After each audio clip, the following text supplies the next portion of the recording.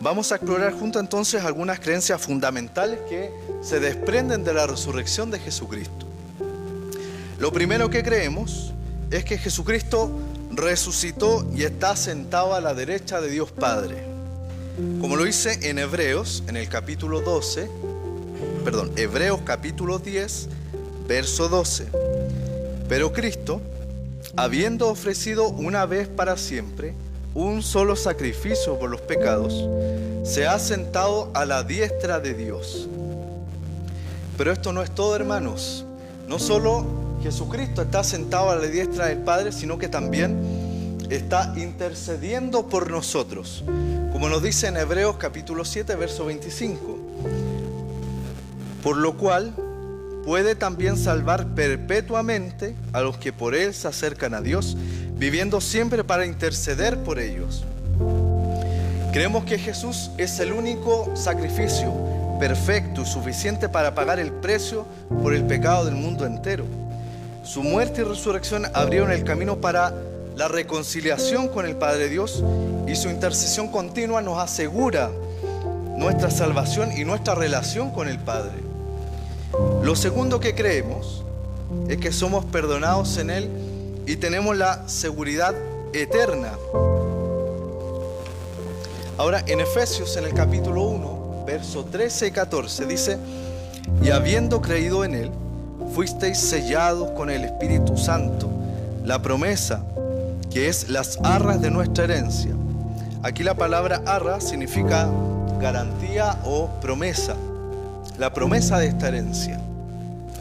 Y mucha gente en muchas iglesias no cree esto.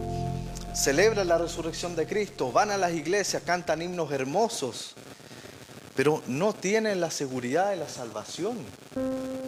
Si uno les pregunta, ¿tú crees que vas al cielo? Algunas personas dicen, tal vez sí, tal vez no, he hecho buenas obras. Entonces, esa inseguridad en una persona se fija en una vida porque no conoce la palabra del Señor, porque no se le ha predicado como corresponde. Dice Dios que al aceptar a Cristo como Salvador, somos sellados por el Espíritu Santo, la tercera persona de la Santísima Trinidad. Y en tercer lugar, lo que creemos como cristianos, la resurrección de Cristo nos da la certeza de que viviremos para siempre. Nos dice en Juan 3:16, yo creo que todos se lo saben acá. Porque de tal manera amó Dios al mundo que ha dado a su Hijo unigénito, para que todo aquel que en Él crea no se pierda, mas tenga vida eterna. La Biblia responde a todas las preguntas, hermanos, más importantes sobre nuestra vida y sobre nuestra eternidad. Nos da la seguridad que al morir iremos al cielo. Y esto incluye la maravillosa promesa de que nosotros al morir también experimentaremos la resurrección corporal. Como nos dice en 1 Corintios 15, se siembra en corrupción, resucita en incorrupción. Estamos en un mundo en donde nos preocupamos mucho de nuestra apariencia física, cómo nos vamos a vestir. Un día todo eso va a quedar atrás, porque vamos a resucitar en un cuerpo resucitado, glorioso, eterno. Es una esperanza gloriosa para nosotros como cristianos, hermanos. Vendrá un día en el que no tenga que preocuparse como viste. Se siembra en corrupción y se resucitará en incorrupción eterna, perfecta. Esa es la promesa de fe en la resurrección. Y algunos se pueden preguntar, ¿cómo será el cielo? Y encontramos respuestas tanto en Apocalipsis, en los Evangelios, dichas por nuestro Señor Jesús. Pero la promesa más importante la encontramos en Juan, en el capítulo 14, verso 3, donde Jesús dice: y si me fuere a preparar un lugar, vendré otra vez y os tomaré a mí mismo, para que donde yo esté, vosotros también estéis. Jesús no solo dijo, me iré, ni solo dijo, les irá a preparar un lugar, sino que dijo, voy a preparar un lugar para que donde yo esté, estén también ustedes. Es la voluntad, el propósito y el plan de Dios que tengamos una relación con Él. Una relación que nos permita entrar al cielo santos, sin pecado, justos delante de Dios. Nuestra relación con Cristo es íntima, cálida, personal. Él nos ama incondicionalmente, nos perdona cuando fallamos y nos limpia de todo pecado. Él sabe que no podemos alcanzar la perfección en esta vida, pero por fe podemos saber que somos hijos de Dios. Podemos tener la certeza de la vida eterna y la certeza de todas estas promesas que se desprenden de la resurrección de Cristo. Porque todo lo que creemos es cierto. Entonces les pregunto, ¿qué diferencia marcan para usted estas verdades de fe el lunes por la mañana, el viernes por la noche, o el domingo por la tarde, o cuando sea?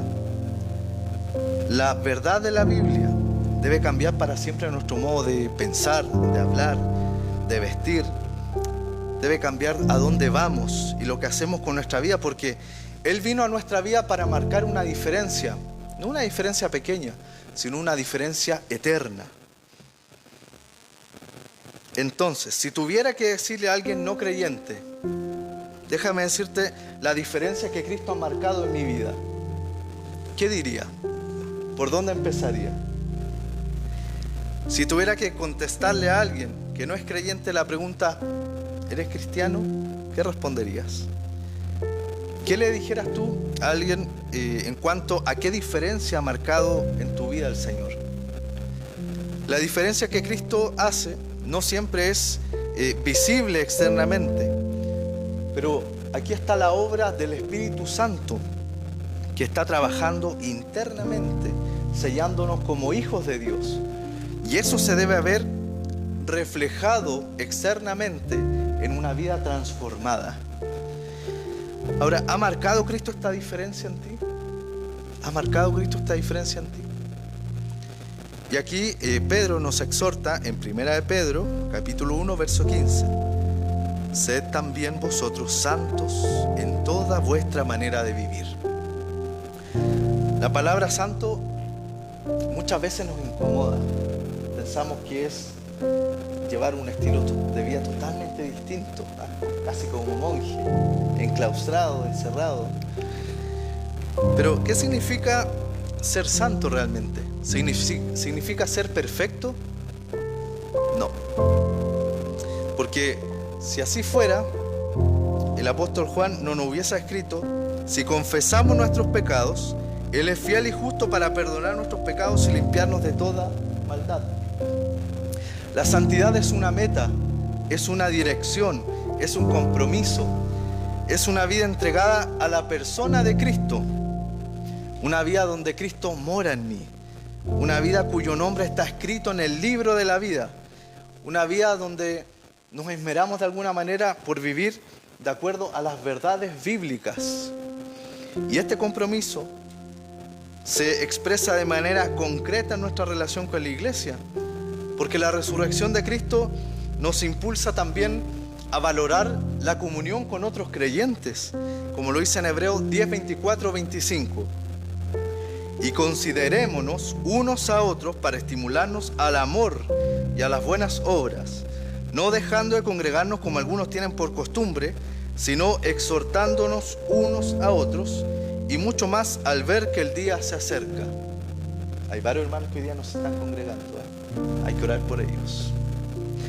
La resurrección también de Cristo nos da la alegría, el deseo de estar juntos como familia en la fe. Nos motiva a priorizar el estar presente en los cultos el domingo, a también darle importancia a los estudios bíblicos que tenemos en la semana. Los días miércoles, no todos a veces participan. Esto también es parte de reconocer que necesitamos el alimento espiritual, un alimento sólido para vivir esa vida en Cristo, una vida abundante que Él nos ofrece. Además, la resurrección nos impacta en nuestra manera de administrar nuestros recursos, como dice en 2 Corintios 9:7, dice: cada uno dé como propuso en su corazón, no con tristeza ni por obligación, porque Dios ama al dador alegre. La generosidad de nuestros diezmos, ofrendas, es una respuesta por la gracia de Dios manifestar la resurrección de Cristo. Reconocemos que todo lo que tenemos viene de Él y damos con alegría para el sostenimiento de la obra del Señor, para la extensión de su reino. No seremos perfectos en nuestra vida, hermanos, pero nuestro deseo más profundo es vivir conforme al modelo de Cristo. Amar a nuestro prójimo, ser generosos, compartir nuestro testimonio. Muchos cristianos, desde el momento que aceptaron a Cristo como Señor, han asumido que la perfección es inalcanzable. Y muchos de ellos se excusan diciendo, nadie es perfecto, nadie es perfecto. Pero eso es una excusa para poder vivir en la mediocridad. El Señor nos llama a algo mucho más grande que eso. Nos llama a la santidad. Debemos también considerar nuestro mensaje como creyentes. Si alguien le preguntara a usted, ¿qué es lo que cree? ¿Qué respondemos? Hemos aceptado a Cristo como nuestro Salvador. ¿Hemos puesto en realidad nuestro futuro eterno en sus manos? ¿Estamos confiados de nuestra salvación? Porque si alguien nos preguntara, ¿qué vamos a decir? En realidad no tenemos que inventar nada. Podemos compartir nuestro testimonio personal de cómo Cristo nos amó y nos dio el regalo de la vida eterna. Todo lo que creemos acerca de la resurrección de Cristo debe transformar nuestras vidas por completo. Cada uno de nosotros debe ser un faro brillando con la verdad de Dios para aquellos que nos rodean. Que lo escuchen de nuestros labios, que lo vean en nuestras acciones diarias, en nuestra conducta, en nuestra conversación, que vean algo distinto que no puedan descifrar. Y aquí está la pregunta que nos confronta el día de hoy.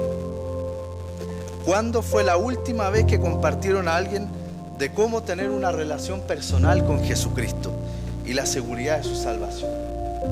¿Cuándo fue la última vez? A veces disfrutamos de las bendiciones, de la salvación, de lo que Dios nos da, de cómo nos bendice el Señor. Gozamos de nuestra fuente de la alegría y no se lo decimos a nadie. Lo guardamos para nosotros mismos. Imaginen la explosión de gozo, de alabanza, cuando los discípulos vieron resucitado al Señor, cuando Cristo ascendió al cielo. No pudieron callarse, salieron a anunciar al mundo estas verdades. Y nosotros tampoco podemos quedarnos callados. Si Cristo ha obrado en tu vida, tienes que decírselo a alguien más. Tenemos la palabra de Dios, la verdad desde el principio hasta el fin. Tenemos las promesas de Dios escritas para nosotros. No vimos a Jesús ascender al cielo, pero hemos visto la verdad de su palabra y hemos experimentado su poder en nuestras vidas. Tenemos todo lo que necesitamos para guiar a otros desde la tierra al cielo. Dice el Señor, id por todo el mundo y predicad el Evangelio. Tenemos la obligación divina, hermanos, de decirlo tal cual a todos los que podamos. Asimismo tenemos la maravillosa oportunidad de servirle en el poder del Espíritu Santo. Y alguien dirá, bueno, no sé qué decir. Escuche, al ser salvo, la tercera persona de la Santísima Trinidad vino a morar en usted. A usted le selló como hijo de Dios. Y ese sello no puede romperse. Nadie puede romper la seguridad de la salvación. Y la salvación tampoco está en su conducta, sino está en la presencia moradora del Espíritu Santo. Porque Él nos ha sellado como hijos de Dios. Nos ha facultado. Es decir, el Espíritu Santo nos ayuda a hacer todo lo que Dios nos ha llamado a hacer. Y al decir, id por todo el mundo y predicar el Evangelio, no significa que tengamos que irnos a otro país, a otro lugar a predicar la palabra del Señor. No, está aquí. Está aquí. Mire, tenemos a la persona de la Trinidad, el Espíritu Santo, quien nos convenció de pecado, nos mostró la verdad, nos dio fe, nos ayudó a ser salvos y luego vino a morar en usted. Y lo seguirá haciendo para poder equiparnos, para darnos valentía, confianza, seguridad, fortaleza y el poder para poder compartir la palabra del Señor a otras personas. ¿Usted está preparado? ¿Está preparado para entregar la palabra del Señor a otros? Dios colocó a su Hijo Jesús en su vida y usted vive muchas veces sin decírselo a nadie. Dios le ama y quiere que usted sea todo lo que Él dispuso al creerle. Entonces, cuando pienso en la verdad que sabemos, en el hecho de que Dios nos dio al Espíritu Santo para prepararnos cada día, nos despertamos con el Espíritu Santo, nos dormimos con el Espíritu Santo, vivimos a diario con ese gran poder que es la tercera persona de la Santísima Trinidad. Nunca estamos solos, hermanos, desde que aceptamos a Cristo como Salvador. Y tenemos un mensaje que el mundo necesita escuchar. Y pienso en con qué frecuencia hablamos de muchos temas. Y considero la presencia del Espíritu Santo y el hecho de que tenemos el privilegio de orar y cambiar lo que sea. Podemos orar a Dios Todopoderoso con confianza y poder hacer todo lo que está bajo la voluntad de Dios. Entonces, creo que este domingo, hermanos, es un buen momento para poder examinar nuestros corazones y pensar: Señor, he disfrutado mucho, soy bendecido, y ahora, Señor, ¿qué esperas de mí? Le diré lo que Dios espera: que se rinda a Él y entregándose a compartir la mejor noticia que el mundo puede escuchar, que es el Evangelio. ¿Usted conoce a alguien que necesita ser salvo? Si le importa a esas personas, le hablará del Evangelio, les entregará esa verdad. Ahora, supongamos que alguien me diga: ¿y si no me quiere escuchar? No es su responsabilidad. Su responsabilidad es decírselo a otros. Y la responsabilidad de ellos es aceptar ese mensaje o dejarlo de lado. Así de simple. Quizás hoy esté aquí y aún no ha aceptado a Cristo como Salvador. Conoce a muchos cristianos. Nadie le ha dicho mucho y vino solo por esta vez. Pero si no lo ha hecho, hoy es el momento de entregarle a Cristo tu vida. Hoy es el momento de tomar esa decisión. Y es así de sencillo, con sinceridad en tu corazón. Hermanos, para finalizar, hoy hemos recordado que la resurrección de Cristo es el fundamento de nuestra fe, que nos asegura que Cristo vive, que tenemos perdón y vida eterna y que un día también vamos a resucitar con Él. Y esta verdad no es solo para ser creída, sino para poder entregarla, para compartirla con otros en nuestra vida diaria, motivándonos a ser testigos de ese amor de Cristo, de cómo Él ha transformado nuestras vidas. Entonces la resurrección de Cristo nos desafía a ir más allá de la teoría, más allá de lo que podamos saber. Nos confronta con la realidad de nuestras vidas. ¿Estamos realmente viviendo en esta verdad del Señor? ¿O nos hemos conformado con una fe pasiva que no nos impacta en las decisiones que podamos tomar? Pensemos en aquellos que nos rodean, hermanos, que aún no conocen la esperanza de la resurrección. Sentimos el peso de esa necesidad. Nos duele la lejanía de otras personas con Dios, aquellos que amamos. A veces nos encerramos en nuestra propia comodidad, temerosos de poder contarles a otros ese gozo que tenemos de la resurrección de Cristo. Que la resurrección del Señor, hermanos, nos llene de valentía, de compasión, para que podamos ser verdaderos portadores de la luz del Señor en un mundo que tanto lo necesita. Oremos. Padre Celestial, en este momento de reflexión venimos ante ti con corazones abiertos y humildes. Te damos gracias por este regalo inefable de la resurrección de tu Hijo. Gracias por el sacrificio perfecto, por su victoria sobre la muerte, por la esperanza que nos das de la vida eterna. Señor, confesamos que muchas veces nos quedamos cortos en vivir a la altura de esta verdad. Perdónanos, Señor, por las veces que hemos callado cuando deberíamos hablar, por las veces que hemos dudado cuando debíamos confiar, por las veces que hemos amado tibiamente cuando tú nos has amado, Señor, con amor infinito. Te pedimos que enciendas en nosotros un fuego, un celo por tu nombre, una pasión por las almas. Danos el valor de poder compartir con fe con aquellos que nos rodean, para ser testigos fieles en cada circunstancia de nuestra vida. Espíritu Santo, llénanos de tu poder, guíanos con sabiduría, úngenos con tu amor. Ayúdanos a ser instrumentos de paz, de tu gracia, de tu salvación. Que nuestra vida refleje la realidad de la resurrección para que otros puedan también conocer y ver a Cristo en nosotros y ser atraídos hacia ti. Y para aquellos que hoy escuchen estas palabras por primera vez, que aún no te conocen, te pedimos, Señor, que toques sus corazones, que la verdad de la resurrección los convenza de su necesidad de ti y que hoy mismo puedan entregar sus vidas a Cristo, encontrando el perdón y la esperanza y el amor que tanto anhelan. Todo esto, Señor, te lo pedimos en el nombre de tu Hijo Jesús. Amén y amén.